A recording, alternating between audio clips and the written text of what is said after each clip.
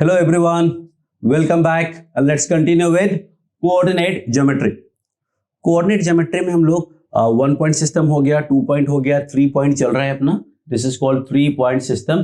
3 point से collinear हो सकते थे वो कर लिया, ट्राइंगल हो सकता है, ट्राइंगल चल रहा है. तो ट्राइंगल में we have already done this centroid and now we are going for orthocenter. तो orthocenter क्या होता है? ऑर्थो सेंटर होता है point of concurrence of altitudes. Point of concurrence of altitude. Altitude का मतलब एक तरीके से हाइट होता है और हाइट की वजह से इसको h डिनोट करते हैं. We call it point of concurrence of altitudes. So this is point of concurrence of altitude. अब एल्टीट्यूड क्या होता है? एल्टीट्यूड होता है a line through vertex perpendicular to the opposite side. सामने वाली साइड के परपेंडिकुलर. तो this is line through vertex perpendicular to opposite side is called altitude. So let's draw and see what happens. ये अपना एक triangle हो गया. अगर मैं एल्टीट्यूड्स बनाता हूं so one altitude will be this perpendicular to the opposite side. ये परपेंडिकुलर का साइन है, ऐसे ही सामने वाली साइड के परपेंडिकुलर और ऐसे ही ये सामने वाली साइड के परपेंडिकुलर. तो परपेंडिकुलर जब बनाना हो तो दिखना भी चाहिए perpendicular.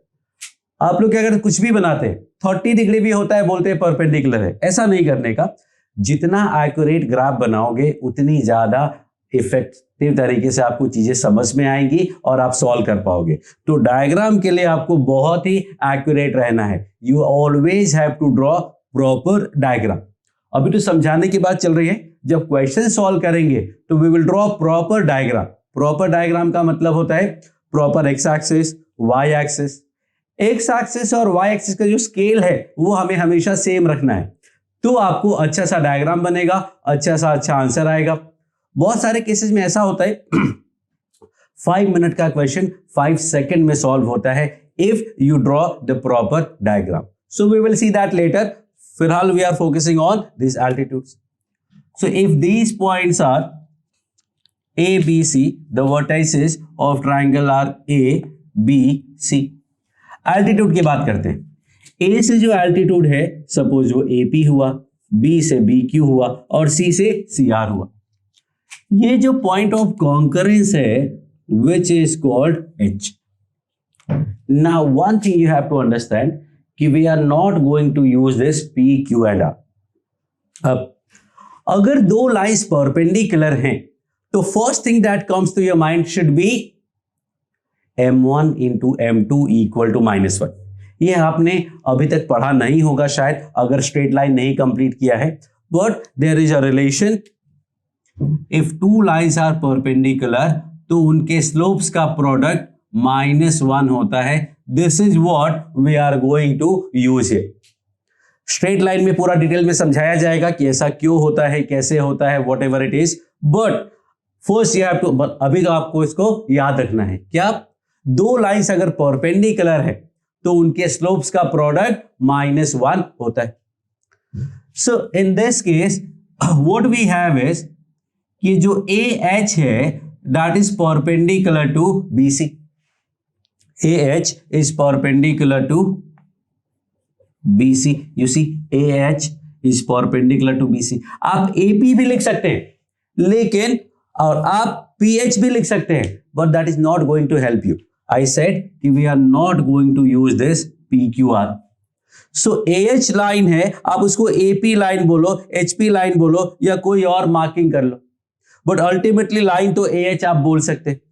Similarly, you will say कि BH will be perpendicular to AC. So the idea is यहां हर जगह H होगा. A है तो बाकी के B और C के परपेंडिकुलर, B है तो बाकी का बचा A और C, और अगर CH है तो C के बाद बचा A और B. तो AH is perpendicular to BC, BH is perpendicular to AC and CH is perpendicular to AB. अब H को let's take alpha beta, A, B और C आपको गिवन होंगे, let's take them x1 y1, x2 y2, x3 y3. So using these three we can say that we have three equations of the form m1 m2 equal to -1. लेकिन unknowns कितने हैं? Unknowns अपने पास सिर्फ दो होंगे, alpha और beta, because x1 y1, x2 y2, x3 y3 तो आपको गिवन होंगे. ट्राइंगल तो गिवन होगा ना भाई, ट्राइंगल गिवन नहीं होगा तो ऑर्थोसेंटर कैसे फाइंड करेंगे? सो आपको ट्राइंगल गिवन होगा तो ये तीनों पॉइंट नोन है. The only unknown is this point h which is alpha comma beta. So अगर अपने पास दो अननोन्स हैं, so how many equation do you need to solve? We need only two equation because we know one equation one unknown solve हो जाता है, two equation two unknown solve हो जाता है, three equation three unknown solve हो जाएगा. So we have three equations but we will solve any two. We will solve any two to find h which is actually alpha beta. So solving any two, we will find the value of alpha and beta, which is near your ortho center. So let's solve an example. Let me take a point 1, 2, 2, 3, and 3, -1. Altitudes. And this point, let's take alpha, beta. AH और BC perpendicular हैं. AH का slope क्या होगा? AH का slope होगा y2 minus y1 upon x2 minus x1 और BC का slope होगा 4 अपॉन -1. इन दोनों का प्रोडक्ट -1 हो जाएगा. Now right these two more conditions. ये वाला इक्वेशन लिखो और इसका इक्वेशन लिखो, पॉज करके और फिर से स्टार्ट करो. अब BH की बात करेंगे तो मिलेगा beta -3 upon alpha -2 will be perpendicular to this line which is 2 -1 upon 1 -3 and that is -1. And third equation will be CH. CH will give you beta +1 beta -1 upon alpha -3 x2 x1 into इसका slope आएगा 3 -2 upon 2 -1 and that is equal to -1. We have three equations but solve हमें कोई दो करने हैं, तो let me solve these two. इसको multiply करेंगे तो आएगा 3 beta -9 equals to 2 alpha -4. This will give you what? Beta +1 equals to minus alpha +3.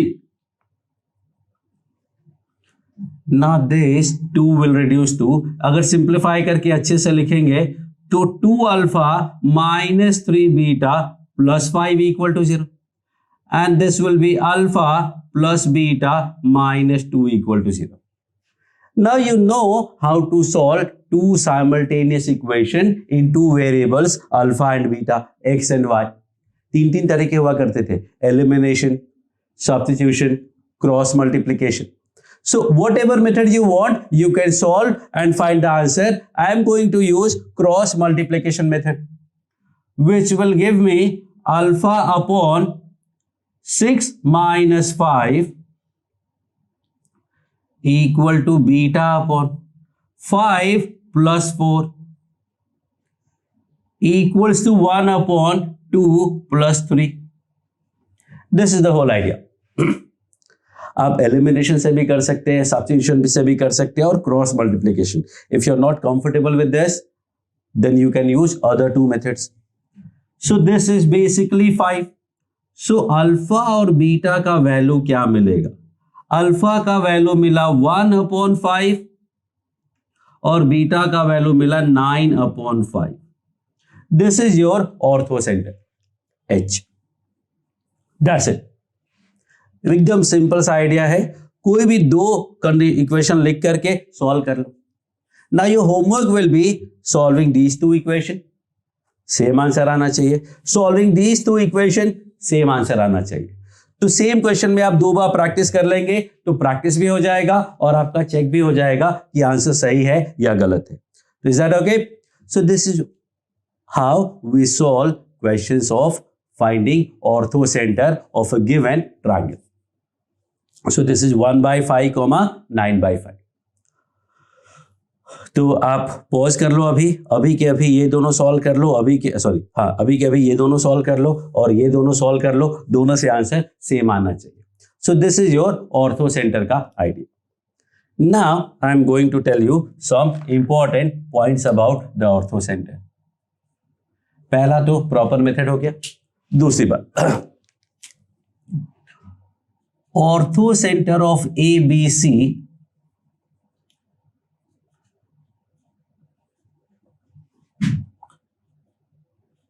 is H, then ortho center of ABH, ortho center of ABH will be actually C. Ortho center of BCH will be actually A. And ortho center of ACH will be actually B. This is a very standard result. अगर आप diagram में देखेंगे तो भी आपको समझ में आ जाएगा, बट यूज कैसे करना है इसका, that is the most important part कि यूज कैसे करना है। क्वेश्चंस में क्या गिवन होगा कि there is a triangle with vertices 1,2, 2,3 and alpha beta, whose ortho center is suppose 1/5, 9/5. What would be the third point? तो what we do is हम इसे ऑर्थो सेंटर की जगह ट्राइंगल का थर्ड वर्टेक्स मान लेंगे और ऑर्थो सेंटर फाइंड कर लेंगे। You will get the same answer. जैसे मैं बोलूं कि भाई ये ए है, ये बी है, ये सी है, ऑर्थो सेंटर फाइंड कर, तो ये आ गया। मैं बोलूं ये ए है, ये बी है और ये सी है, तो ऑर्थो सेंटर क्या आएगा? This point. If I say triangle A B C H, तो ऑर्थो सेंटर क्या आ जाएगा? 1,2। Again now you have 3 more examples to solve. कैसे? ए बी एच को ट्राइंगल मान लोगे तो ऑर्थो सेंटर सी आएगा, बी सी एच को ट्राइंगल मान लोगे तो ऑर्थो सेंटर ए आ जाएगा, ए सी एच को ट्राइंगल मान लोगे तो ऑर्थो सेंटर बी आ जाएगा। चारों पॉइंट है, तो 2 एग्जांपल तो आपको यहां पे हो गए, 2 प्रैक्टिस और 3 प्रैक्टिस और कंप्लीटली न्यू क्वेश्चन हो गया। So this is the one point that you have to remember always. Second idea, जब एल्टीट्यूड्स की बात होती है, हालांकि ये कॉन्सेप्ट आपको बाद में काम आएगा, बट एल्टीट्यूड की बात हो रही है तो मैं आपको बताता हूं। किसी भी क्वेश्चन में अगर एल्टीट्यूड्स की बात हो रही होती है ना, तो उसमें मोस्टली एरिया ऑफ ट्राइंगल का कॉन्सेप्ट लगता है, हाफ बेस इंटू हाइट। जब भी किसी क्वेश्चन में ऑर्थो सेंटर की एल्टीट्यूड की बात हो रही होगी, हाइट की बात हो रही होगी, तो इसमें यही कॉन्सेप्ट लगना है, क्या? Area of triangle using half base into height. तो that is the whole idea about this orthocentre. अब ऑर्थो सेंटर में 2 और चीजें हैं जो आपको याद रखनी है। सेकंड है, ऑर्थो सेंटर का भी सीधा सीधा फॉर्मूला होता है। ऑर्थो सेंटर का भी सीधा सीधा फॉर्मूला होता है। ऑर्थो सेंटर का भी बोलने का मतलब, सेंट्रॉइड का था ना फॉर्मूला, क्या था? x1 + x2 + x3/3, y1 + y2 + y3/3। यहां होता है x1 tan a + x2 tan b + x3 tan c upon tan a + tan b + tan c। And similarly y coordinate क्या हो जाएगा? y1 tan a + y2 tan b + y3 tan c upon tan a + tan b + tan c। This is the formula for ortho center which is actually not useful at all. हम कभी भी इसका use नहीं करेंगे unless exactly we are talking about this format. So there is only one question that I have done of this profile, so I will do that in the miscellaneous, but फिलहाल you can forget this. अगर आपको नहीं भी याद होगा तो चलेगा. That is not important at all. कहीं भी आपको इसका जरूरत नहीं पड़ेगा, because the idea is कि बहुत कुछ पता होना चाहिए. आपको तीनों वर्टेक्स पता होने चाहिए, तीनों एंगल पता होना चाहिए, उस एंगल का tan थीटा भी पता होना चाहिए, तब हम फाइंड कर सकते हैं. Which is too much of data, too much of information. तो इसलिए अगर कुछ क्वेश्चन होता भी है तो इसके मैनिपुलेशन का ही होता है, आपको एक्चुअल क्वेश्चन में इसका यूज नहीं करना है. तो looks like a formula which is absolutely not useful at all. Third, जो थर्ड पॉइंट है वो थोड़ा डिफरेंट है. Third point is basically finding orthocentre when sides are given, and that we will do later. Finding all these centers, if sides of a triangle are given, so you will find that in the next after 3-4 videos. I will make that video also, जिसमें आपको sides given होंगे और side से directly you will able to find orthocentre. आपको vertex find करने की जरूरत नहीं पड़ेगी. तो that we will do in that video, finding HGIO using sides of a triangle. Okay, so you can do that later. फिलहाल आपको ortho centre में सिर्फ इतने इंफॉर्मेशन की जरूरत है. सेंट्रॉइड में आपने देखा था वेक्टर जैसा कुछ किया था मैंने, तो यहां भी वेक्टर जैसा अगर मैं लिखना चाहता हूं, so what I can say कि AH is perpendicular to BC है, तो जो AH वेक्टर होगा that will be also perpendicular to BC vector.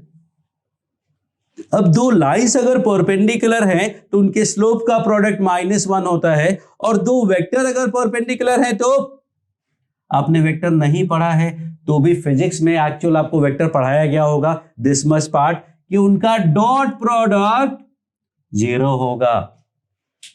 फिर BH डॉट AC वो भी 0 होगा. फिर CH डॉट AB वो भी 0 होगा. So these are some points. और सबसे अच्छे जो पॉइंट्स है वो मैं जब सारे सेंटर्स हो जाएंगे तो लास्ट में बताने वाला हूं कि एक्चुअली में ये सारी चीजों से बहुत ही फास्ट, बहुत ही अच्छा मेथड है which will be you will be able to use in almost all the questions.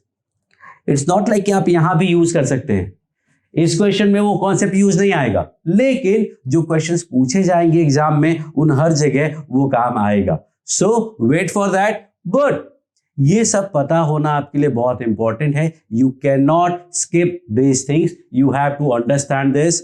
और वो जो शॉर्टकट है वो आपको लेटर आएगा, वो हम करेंगे, बट ये भी आपको पता होना इक्वली इंपॉर्टेंट है. So I think that's it for the orthocentre. Now we will go for incentre. Thank you.